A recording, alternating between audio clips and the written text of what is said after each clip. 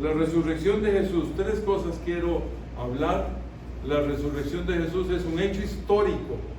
La resurrección de Jesús en la Biblia, y hoy Él está vivo intercediendo por mí, por usted, por todos nosotros. La resurrección de Jesús es un hecho histórico. Ve lo que dice la palabra de Dios. 1 Corintios, es el apóstol Pablo el que está escribiendo: porque primeramente os he enseñado lo que asimismo recibí, que Cristo murió por nuestros pecados conforme a las Escrituras, y que fue sepultado y que resucitó al tercer día. Oigan, ¿cuándo resucitó? Hice una pregunta y los niños dijeron al tercer día. Excelente. ¿Y qué día? El domingo, el primer día de la semana. Exactamente, sí, porque así estaba escrito, conforme a las Escrituras. Tenemos las evidencias históricas de los que escribieron en los dos primeros siglos. Hubo escritores romanos, griegos, judíos, no siendo cristianos y sin ninguna inclinación religiosa, simplemente natural de sus investigaciones. De lo que vamos a leer, ninguno de ellos era creyente. Bueno, al momento que escribieron, no se sabe si después así llegaron a hacer por las mismas evidencias. Hablamos de Josefo, nacido el 37 y muerto el 100 después de Cristo, historiador judío, nacido pocos años después de la muerte de Jesús. Su pasaje más célebre, el Testimonium Flavianum, y dice: por aquel entonces existía Jesús, un hombre sabio, si es lícito llamarlo hombre, pues era hacedor de obras maravillosas, maestro de hombres que recibían la verdad con agrado, atrajo hacia sí a muchos judíos y gentiles. Él era el Cristo. Eso lo dice el mismo historiador. Y cuando Pilato, a sugerencias de los hombres más importantes entre nosotros, lo condenó a la muerte, o sea, a muerte de cruz, quienes lo amaron al principio no lo abandonaron, pues se les apareció vivo de nuevo al tercer día, tal como los profetas divinos habían predicho estas y otras 1000 maravillas acerca de él. Y la tribu de los cristianos, llamada así por él, no se ha extinguido hasta el día de hoy. Eso es un historiador. Otro, Suetonio, del 70 al 160 después de Cristo, historiador romano y analista de la casa imperial. En su biografía de Nerón, escribiendo que reinó entre el 54 y el 68 después de Cristo, Suetonio menciona la persecución de los cristianos, haciendo una referencia indirecta a su resurrección. Abre comillas. Se infligió un castigo a los cristianos, una clase de hombres entregados a una nueva y perniciosa superstición, la resurrección. Tremendo, ¿no? Plinio, el joven. Ahora es esta. Plinio, el joven, del 61, 62, no se tiene claro, al 113. Escribió una carta al emperador Trajano alrededor del año 111 después de Cristo, describiendo las primeras reuniones de culto cristianas que se realizaban temprano los domingos por la mañana en memoria del día de la resurrección de Jesús. O sea, no es nada bíblico, es pura historia. Por eso lo que estamos hablando es de la historia. Nunca he presenciado un interrogatorio de cristianos. Por consiguiente, desconozco la naturaleza y el alcance de los castigos que suelen imponérseles, ni los motivos para iniciar una investigación, ni hasta qué punto debía extenderse. También declararon que la suma total de su culpa o error se limitaba a esto: se habían reunido regularmente antes del amanecer de un día fijo, paréntesis, domingo en memoria de la resurrección de Jesús, para cantar versos alternativamente entre ellos en honor a Cristo, como si fuera un Dios. Y vea que él mismo, en su original, esto está transcrito, lógico, a nuestro idioma, pero escribió como si fuera un Dios en minúscula. Otro.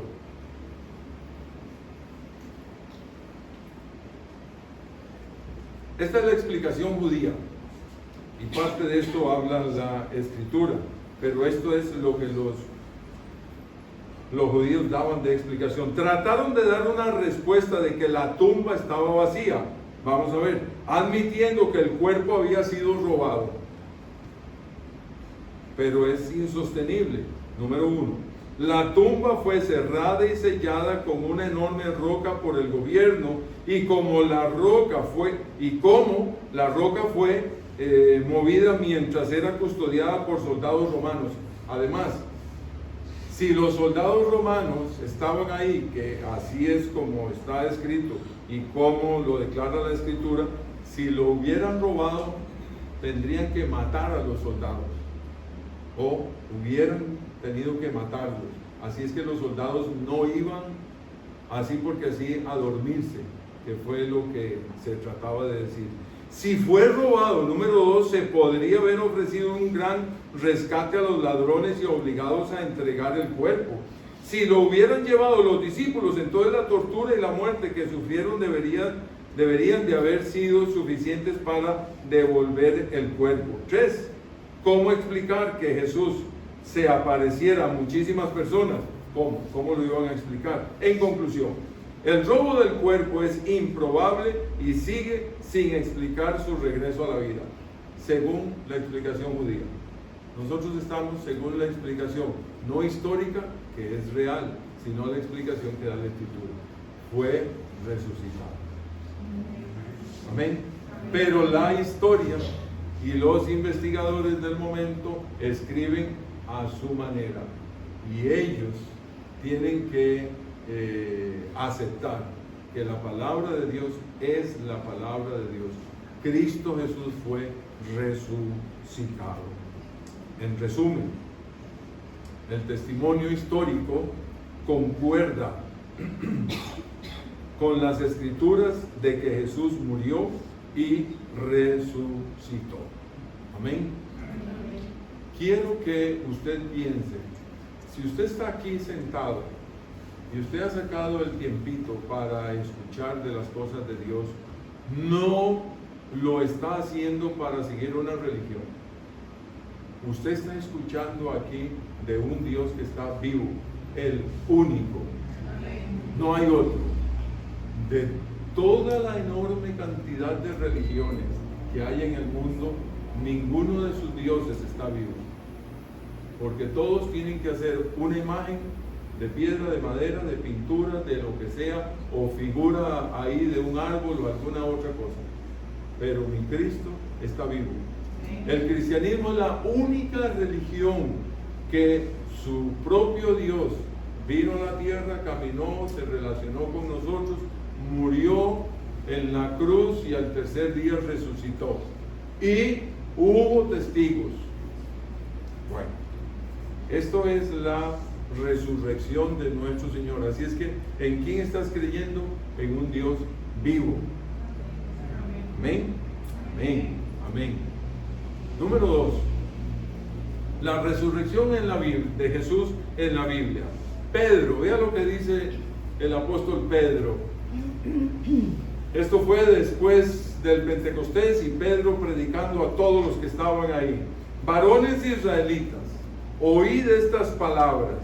Jesús Nazareno, varón aprobado por Dios entre vosotros con las maravillas, prodigios y señales que Dios hizo entre vosotros por medio de él, como vosotros mismos sabéis. Esto se lo está predicando a todos los que estaban ahí. A este, entregado por el determinado consejo y anticipado conocimiento de Dios, prendisteis y matasteis por mano de inicuos, crucificándole, al cual Dios levantó, sueltos los dolores de la muerte, por cuanto era imposible que fuese retenido por ella. Amado hermano, cuando usted hace una oración, no haga una oración solamente así porque, Señor, gracias por estos frijolitos y esta carnita. No, dele gracias a Dios. Dios, tú estás vivo. Cristo, tú estás vivo. A ti te doy las gracias.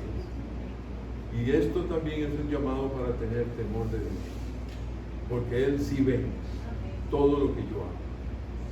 No, pero yo, bueno, entonces pida perdón al Señor si es que ha ofendido la obra de Dios. La respuesta simple es: Dios resucitó a Jesús. ¿Está bien? Dios resucitó a Jesús. Esa sería la respuesta más simple. Pero fíjese que mientras leemos las Escrituras e investigamos un poquito más, esta respuesta básica se vuelve un poco más compleja. Y quiero que vea esto. La Biblia nos dice que las tres personas, la Trinidad o la Santísima Trinidad, estuvieron las tres involucradas en la resurrección de Jesús. Sí, pero aquí dice, Pedro dice que fue Dios. Vamos a ver. Porque al final son el Hijo, el mismo Jesús, Dios y el Espíritu Santo. Pablo, veamos lo que dice el apóstol Pablo. Y todo esto es para que tengamos claro de que tenemos a un Cristo que está vivo. Pablo dice a los Gálatas: apóstol no de hombre ni por hombre, sino por Jesucristo y por Dios el Padre que lo resucitó de los muertos. Bueno, este es el apóstol hablándole a los Gálatas. Dice que el Padre fue el que resucitó a Jesús. Primera de Pedro 3:18, porque también, este es el apóstol Pedro, porque también Cristo padeció una sola vez por los pecados, el justo por los injustos, para llevarnos a Dios, siendo a la verdad muerto en la carne, pero vivificado en espíritu. Entonces, pues podríamos pensar, no, pero fue que Él resucitó solo en espíritu. Resulta que no, porque Él mismo le dice a Tomás: mete tu dedo, toca, o mete tu mano, palpa. Y aparte de esto, ¿qué vamos a comer? Y vemos al Señor Jesús comiendo con ellos. ¿Ya? Así es que no era solo espíritu, era un cuerpo transformado. ¿Ya? Veamos este otro verso. Ahí está, Romanos 1:4, que fue declarado Hijo de Dios con poder, según el Espíritu de santidad, por la resurrección de entre los muertos. Y aquí ahora el apóstol Pablo habla acerca del Espíritu. Volvamos a Pedro, también otra vez.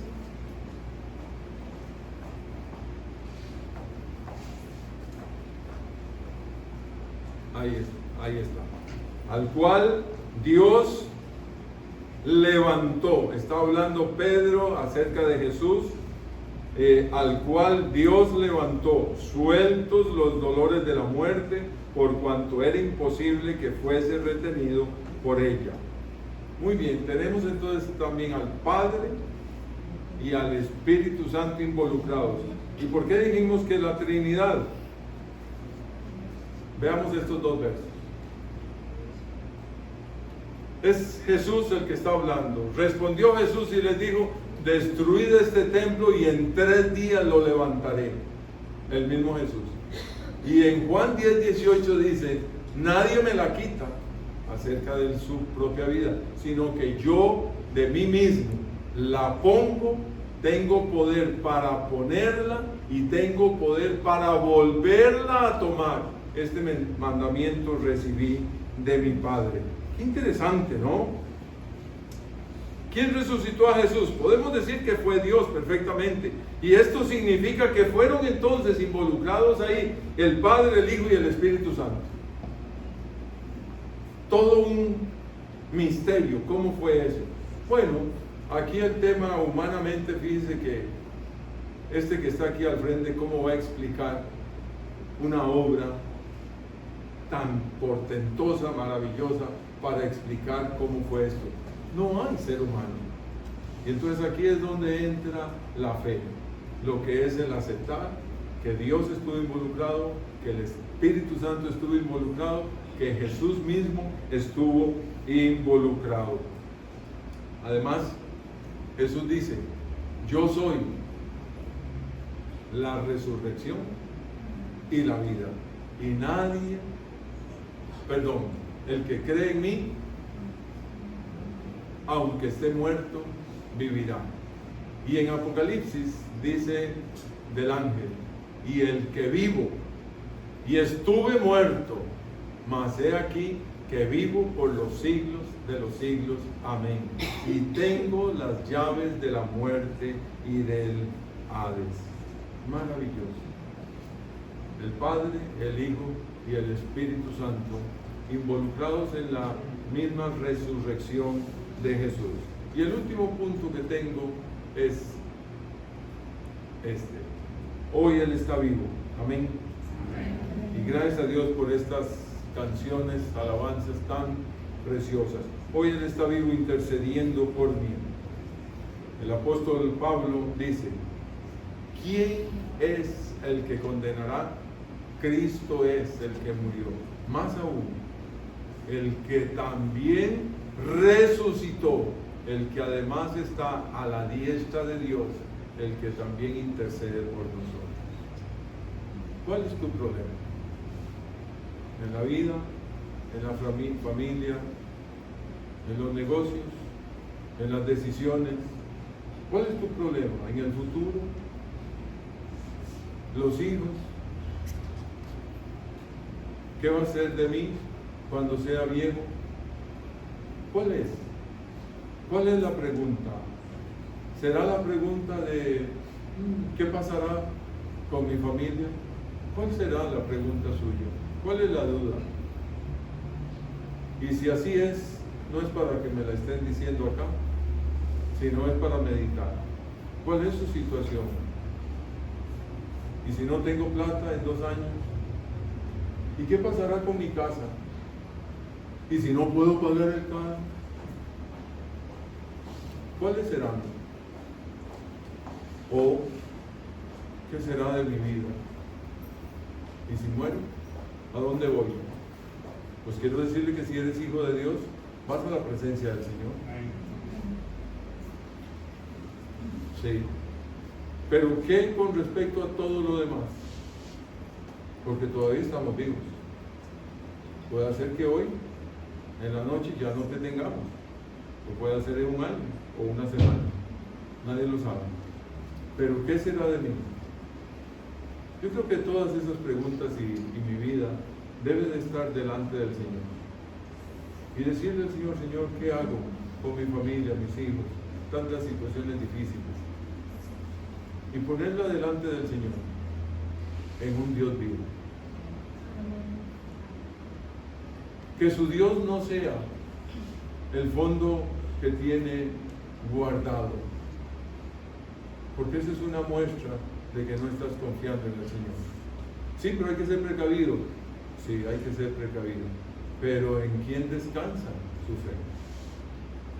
¿Su fe descansa en lo inteligente y lo capaz que es para resolver las situaciones?